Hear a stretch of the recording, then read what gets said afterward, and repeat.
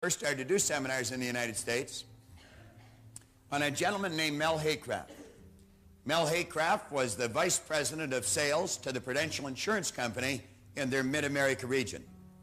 Now, I did not know it at the time, but the Prudential Insurance Company was the #1 company in the world, and the Mid-America region was the #1 region in the Prudential Insurance Company out of 10 different regions.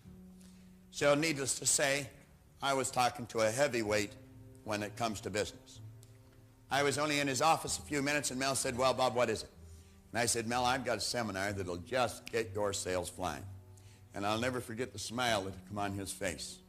And he looked at me, and he pushed his chair back from the desk, and he opened a drawer, and he took a file folder out, and he spun these brochures across the desk. "Did you see all those brochures?" I said, "Yeah." He's all those people said the same thing. I said, "Is that right?" I said, "Well, we're different." We was me at the time. But if you're alone in business, you never refer to me, you see. So at any rate, I said, we are different. See, I had a brochure made up that made it look like we operated on the entire 12th floor of the Hancock Center, I thought. But at any rate, he looked at me and smiled, and he said, "How are you different?" I said, "We get results." He said, "They all said the same thing." Now, I knew that I wasn't making any headway. If you're in sales, you know when you get to a point like that, you either have to dance or hit the exit. And I wasn't about to leave. I had a hard time getting in to see this man. As a matter of fact, an associate of mine had phoned him every Monday for a year. We couldn't get in to see him. One Monday he was sick. Mel phoned him to ask what was wrong. And that's how we broke down his door. But at any rate, I said, "I'll tell you what I'll do. You give me 100 of your best people. Don't give me the worst, give me the best." He said, "Anyone can do something with the worst. Just give me the best." And I said, "We will do a seminar. Won't cost you a dime. We'll give you the material, give you the seminar." And I said, "Let them be the judge of whether this will help them in their sales." He said, "You got a deal." So we did that seminar. I ran into a chap in Detroit here just a little while ago, Carl Walker, that was in that group of people. I remember Carl sitting in the back row. I'll never forget Carl. And about halfway through the seminar, he kept getting up and down and up and down and up and down. The guy was getting so excited he couldn't stay in the seminar. He had to go out and sell somebody. But at any rate, that's a true story. Carl's over in Detroit, and Carl, you'll be watching this. You'll remember as well as I do. We laugh about it every time I see him. But at any rate, we passed the test. I found myself in front of 450 of their district insurance agents at the Hillside Holiday Inn in Chicago. When I was talking to them for a very short period of time, I suggested that anyone in that room could go out and write $5 million worth of business. Now, when I mentioned that, you could just feel, wham, the minds go closed. I'd lost the entire group. Now, do you see what we were doing and what was different? We were introducing this element right here to their sales, to the psyche of their salespeople, to their sales presentation, to their belief system. They had never had that mixed in with their training before. This chap come up to me at the first break. He says, "Proctor," he said, "did you ever sell insurance?" And I said, "No, I never have." He said, "I didn't think so." I said, "Why are you saying that?" He said, "You don't know what you're talking about." Oh, I said, "Now hold on a second. I didn't say I didn't know what I was talking about. I just said I've never sold insurance." I said, "I don't know any more about insurance than the doorman or the salad chef in here."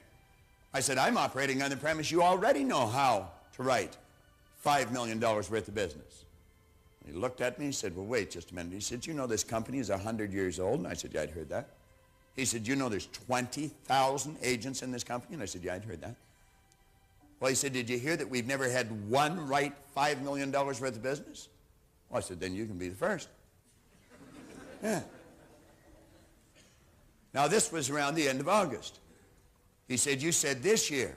I said, "That's right." He said, "The year's over half gone." I said, "Then it won't take as long to do it."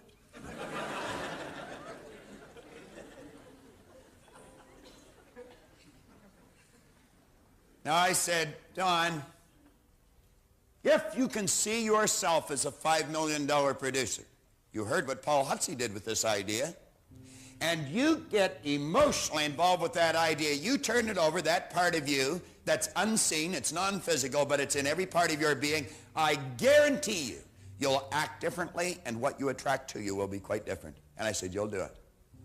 Now, that's a magazine that company prints, or printed. That's a picture of the man I was talking to. His name's Don Slovan. And that's a write-up about our conversation. The second week in December, Don Slovan had paid for $5,200,000 worth of business. He closed the year with a little better than $6 million worth of business. And the strange part about this is, when he crossed that imaginary line, there was a whole string of people following him. See, every person, everywhere in history, that got the image of what they wanted, they burned that image into their mind. They refused to accept circumstances. Every one of them have accomplished what they've imaged. For years, people had tried to run a mile in 4 minutes. I mean, thousands of years. Do you know the early Egyptians used to turn a lion loose and let it chase a person hoping they'd run a mile in 4 minutes? But they couldn't do it. The experts said it couldn't be done. They said our cardiovascular system wasn't proper for it. They said our muscles weren't right. The bone structure wasn't right. But in the spring of 1954, a young guy named Roger Bannister quit believing in the experts, started to believe in Roger Bannister, and he ran a mile in under 4 minutes. Within a month, other people were running a 4-minute mile.